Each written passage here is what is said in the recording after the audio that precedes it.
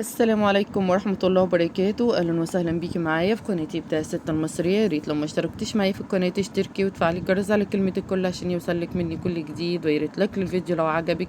معانا النهارده فيديو جميل جدا من علب التليفون. انا عارفة انها ما بقتش موجودة في العلب التليفونات الجديدة، بس اللي عنده علبة قديمة او عنده علب زي ديت قد بعض هيعمل معانا الفكرة الجميلة دي.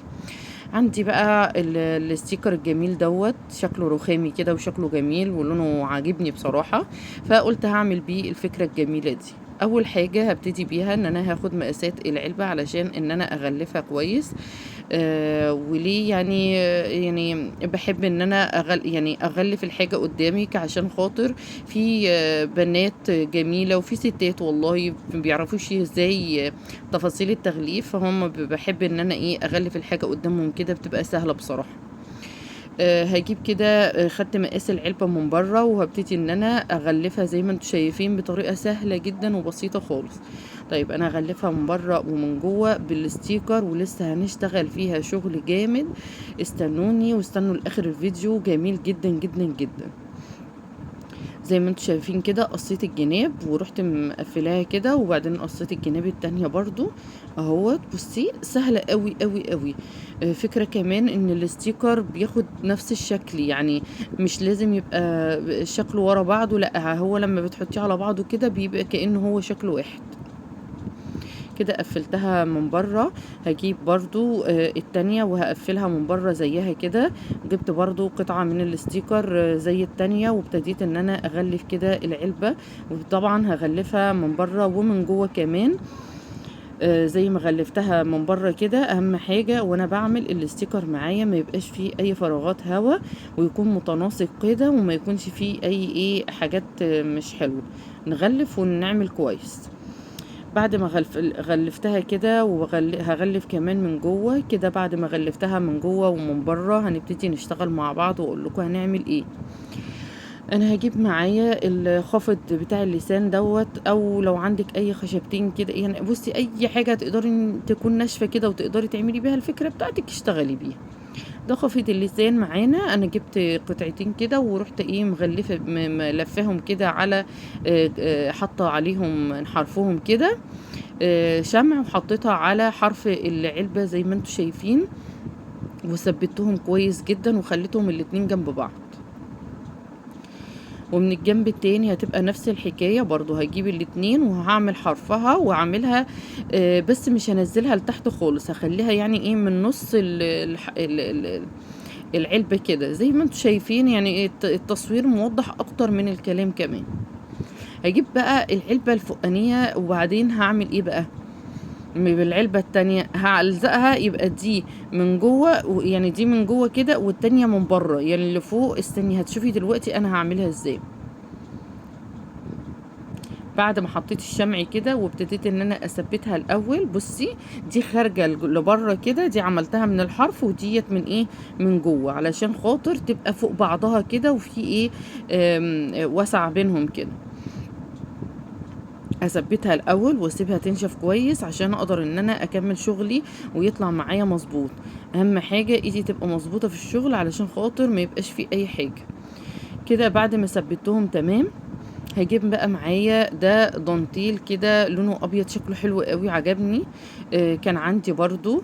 وهبتدي ان انا اغلف يعني الف بيه على العلبه من بره. يعني كان عندي ونفس المقاس سبحان الله، وقلت ان انا هغلف بيه العلبة من بره كده. وبعدين هلفها داير ما يدور زي ما انتم شايفين كده. انا خلاص غلفت اخر قطعة وهبتدي ان انا اقص الزيادة، بس اهم حاجة اقفل شغلي مظبوط وافنشه تمام عشان خاطر ما يبقاش فيه اي ديفوهات. طبعا التل او الدانتيل اللي احنا حطيناه ده كمان هيثبت معانا العصيان خافة اللسان اللي في الجناب دي، اللي هي هتمسك معانا اكتر العلبتين في بعض. كده بلف التانية كمان زيها بالظبط، هلف عليها برضو التل او الدانتيل، او لو عندك ستان عندك حتة تل عندك كده ممكن تقصيها على قدها وتعمليها، يعني مش شرط تبقى شريطة. هتلفي عليها كده بالطريقة دي، شكلها جميل جدا والله وشكلها حلو قوي. كده قصيت برضو الزيادة وقفلت شغلي تمام. لازم يبقى شغلي متقفل كويس عشان خاطر الفينش النهائي يبقى مفيش حد يشوفها كده ويقولك دي عمايل ايدك، لا دي انت اكيد شارياها من بره. هجيب معايا هنا ده شريط بقى، عندك استرس، ستين، آم، شريط، اي حاجة، المهم تبقى حاجة مناسبة عندك وشكلها حلو. شريط خيش مثلا، عندك خيط خيش هتشتغلي بيه، عندك ستان رفيع هتشتغلي بيه، عندك اي حاجة. بصراحة دي كانت موجودة عندي في عباية، فانا شلتها وما كنتش محتاجاها تاني، فانا قلت اكيد هحتاجها في فكرة او في فيديو من فيديوهاتي. فبجد يعني نفعتني النهاردة، وان شاء الله نعمل برضو بيها مرة تانية في فيديو تاني، حاجة جميلة كده. كده انا لفيت عليها داير ما يدور برضو، شكلها جميل قوي. افنش بقى زي ما قلتلك، اهم حاجة من الشغل الفينش بتاع الشغل. هعمل برضو نفس الفكرة على الجزء اللي فوق دوت برضو بنفس الطريقة.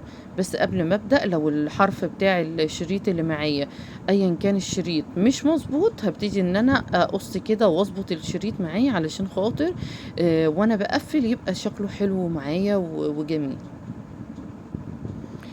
باحب أوي تعليقاتكم وبتفرّحني جدًا، وبتبقى حافز ليّا إن أنا أقدر إن أنا أقدّم لكم المزيد والمزيد من الفيديوهات اللي بتعجبكم.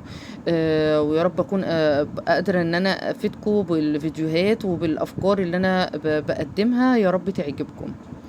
كده بعد ما خلّصتها هي كده شكلها جميل وكل حاجة.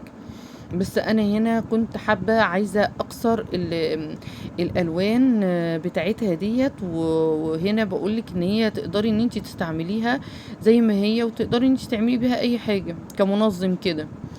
بس أنا باحب دايمًا يبقى في حتة كده كسرة في الألوان، حاجة كده شكلها حلو، يعني حاجة تدّي حاجة مختلفة. فكان عندي القلوب دي اللي عملنا بيها الفكرة بتاعتنا بتاعة خافة اللسان، لو أنتم فاكرينها اللي نزّلتها الأسبوع اللي فات، كانت يعني عجبتني جدًا وشكلها حلو أوي. بانزّلها لكم في صندوق الوصف، حطيتها كده. ودلوقتي بعد ما حطيت فيها بقى الحاجات أدوات بتاعتي الmakeup، الكريمات، الحاجات بتاعتي deodorant، جميلة جدًا، شكلها حلو أوي، عملية جدًا من حاجات بسيطة. يا رب تعجبكم وتقولوا لي رأيكم في الكومنتات. ما تنسوش تعملوا لي لايك ولايك وسبسكرايب للقناة، وما تنسوش تفعلوا زر الجرس على كلمة الكل عشان يوصل لكم مني كل جديد. بُصّي سهلة جدًا وتقدري تشيلي منها الحاجات بسهولة جدًا. يا رب تعجبكم، وما تنسونيش من دعواتكم، والسلام عليكم ورحمة الله وبركاته، وهاستنى تعليقاتكم إن شاء الله.